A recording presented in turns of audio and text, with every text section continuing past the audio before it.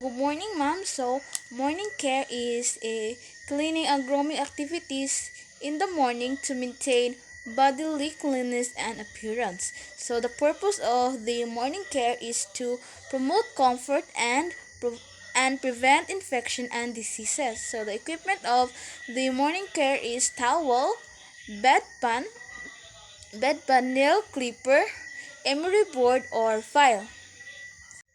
And the next is the bedpan. So bedpan is the medical equipment used to help the patient to eliminate bodily waste when the patient is unable to use the toilet. So the bedpan is a medical yeah, which so the bedpan is a medical equipment used to help the patient to eliminate bodily waste when the patient is unable to use the bathroom. So the purpose of the bedpan is to assist the client who are bedridden and unable to go to the toilet, and for the patient who is advised to complete bed rest. So the equipment of the bedpan is bedpan, urinal, tissue or rolled tissue, and gloves. And that's all, ma'am. So upon waking up the patient, greet him and explain the procedure. Next is prepare all necessary equipment and bring to the bedside. Then provide client privacy by draping the client.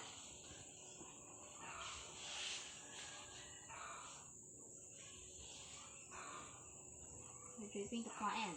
The next is offer bedpan or urinal if not ambulatory. So next we're going to do the procedure of the bedpan. So first is bring the bedpan or urinal on the bed and don disposable gloves. So as if magamit og gloves, ma'am. Then the next is warm the bedpan or urinal. If I warm the bedpan, if it is made by metal, rinsing it with warm water or rub it with clean, dry clothes. The next is place an adjustable bed in a high position for the client comfort, ma'am. Then the next is place the bedpan or urinal on the chair next to the bed or on the foot of the bed. Hold the top linen just enough to allow placement of bedpan or urinal. Then prepare rolled tissue or sheet. Next is if the client is need assistance to move into the bedpan, have him or her bend her knees and rest some of his weight on the heel. Rest some of his weight in the heel and left the client by putting one hand under the towel back and then slip the bedpan into place with the other hand. So naano siya.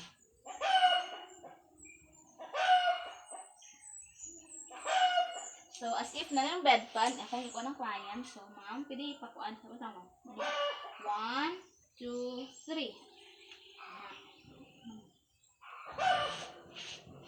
The next is if the client is helpless, two people may required to lift him or her into the bedpan, or the client may be positioned on his or her side. The bedpan is put against the client buttocks and the client roll back into the bedpan as shown. Ma'am, pwede taklid.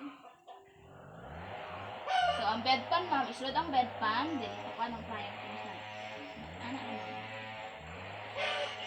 Next is, when the bedpan is in the proper place, and the client buttock is rest against the rounded shelf of the bedpan.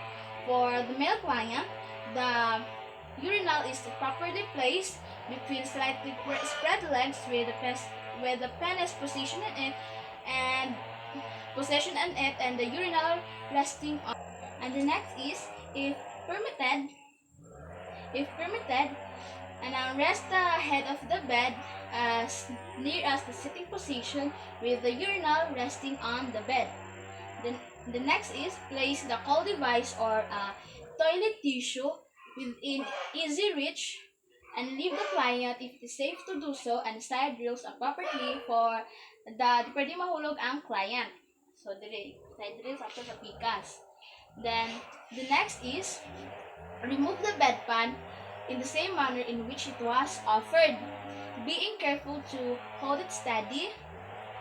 If it's necessary to assist the client, don disposable glove. Then rub the tissue around hands several times and wipe the client clean. using one stroke of the pubic area towards the anal area. Toward the anal area. So, kuan ako dari, ma'am, is pag-remove na ko, is tapuhan na ako ang yung patient, ma'am, from pubic area to the anal area, ana. Okay, ana. Then the next is position the client of his or her side with and spread the buttocks to clean the anal area. So, gilid, ma'am. Using one strike ragapon, ma'am, katong from pubic area to the anal area, ana. Then discard tissue and use more until the client is clean. Then next is cover the bedpan. Do not put the toilet tissue on the bedpan if specimen is required or measurement of elimination is required. Have a receptacle handle for disposing the tissue. So as if, ma'am, nasa plastic na sulanan, ma'am, ito siya isulod. Offer the client supply to wash or dry his or her hand, assisting if necessary. Then the next is empty the bedpan or urinal, wash your hand, and record result according to the agency procedure. And now we're done with the bedpan, and the next procedure is we're going back to the morning care. So wash hand, wash face is for the client. Then give oral care, trim the nails, obtain the precision order for cutting the nails if agency policy requires it, and arrange the equipment in the overlay table. Then place the towel on the mattress. With a nail clipper, clip the finger straight across and eve of the top of the finger. The next is and shape the finger with the emery board or file. If the client has a circulatory problem, do not cut the nail, file the nail only. Then repeat this procedure in the other half. So pag-cut dari, ma'am, is tunga unahon,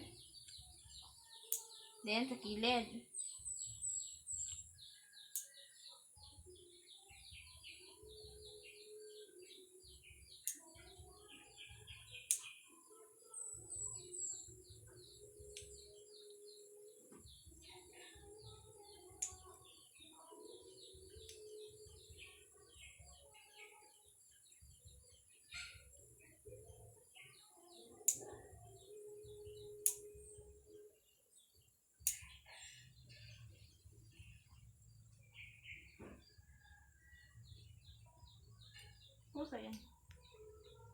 So, And the next is support the hair securely at the base of the scalp.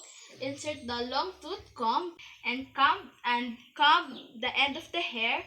Comb it carefully at the end of the tango. So, diri sugod. Aya sa taas.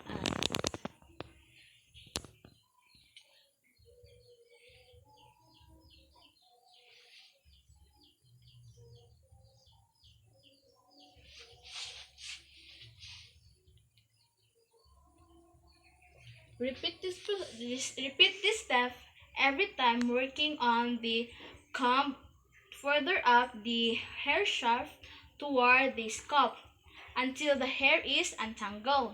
So, yun on siya.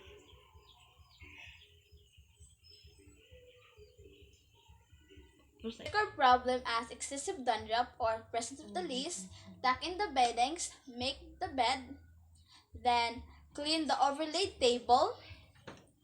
Then the next is do offer care for all the equipment, wash your hand, report and record any as usual ties or upward reaction to the appropriate person. That's all, ma'am. Thank you.